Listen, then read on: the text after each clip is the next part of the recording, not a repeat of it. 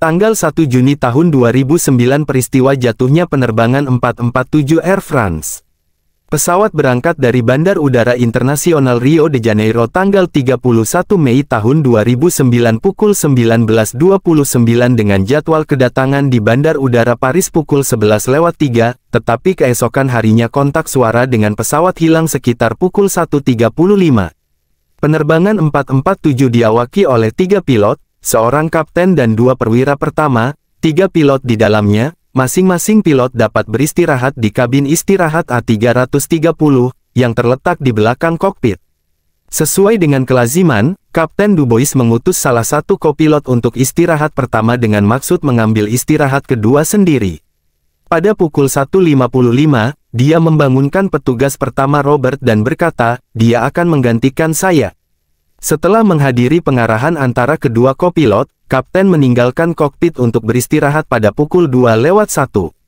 Pada pukul 2:06, pilot memperingatkan awak kabin bahwa mereka akan memasuki area turbulensi.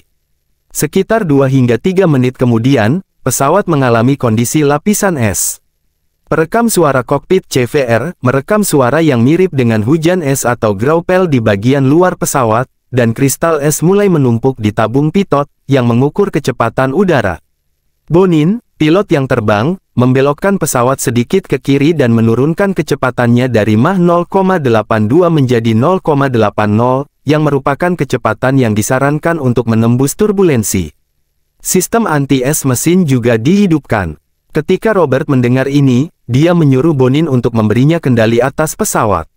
Menanggapi hal ini, Bonin untuk sementara memberikan kendali kepada Robert.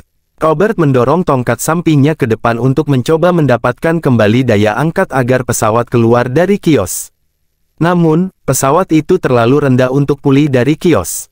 Tak lama kemudian, sistem peringatan jarak darat membunyikan alarm, memperingatkan kru tentang kecelakaan pesawat yang akan segera terjadi dengan laut. Sebagai tanggapan, Bonin tanpa memberi tahu rekan-rekannya, menarik tongkat sampingnya ke belakang lagi, dan berkata, kita akan menabrak. Ini tidak mungkin benar. Tapi apa yang terjadi? Rekaman terakhir di CVR adalah ucapan Dubois, 10 derajat pitch attitude. Kedua perekam penerbangan berhenti merekam pada pukul 2.14, 3 jam 45 menit setelah lepas landas. Pada saat itu, kecepatan darat pesawat tercatat 107 knot dan pesawat turun dengan kecepatan 10.912 kaki per menit dari kecepatan vertikal. Nadanya 16,2 derajat ke atas, dengan sudut putar 5,3 derajat ke kiri.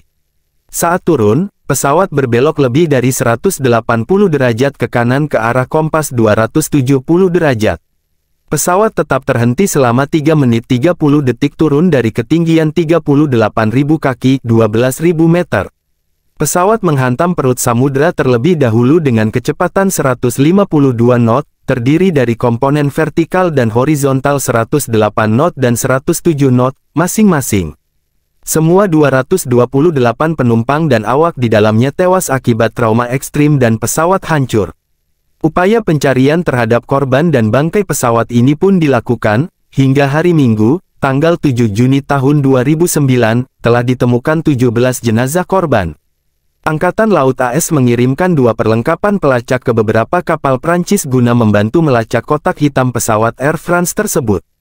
Pada tanggal 1 Mei tahun 2011, kedua kotak hitam pesawat bisa ditemukan dan diangkat dari dasar samudra.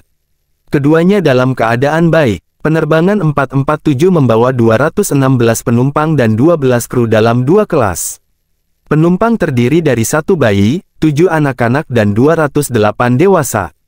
Terdapat 3 pilot, Kapten Mark Dubois, 58 tahun, bergabung dengan Air France pada 1988 dan memiliki sekitar 11.000 jam terbang, termasuk 1.700 jam dengan Airbus A330, 2 kopilot, David Robert, 37 tahun dan Pierre-Cédric Bonin, 32 tahun memiliki sekitar 9.000 jam terbang di antara mereka. Di antara 12 kru, 11 di antaranya berkebangsaan Prancis dan 1 orang berkebangsaan Brazil.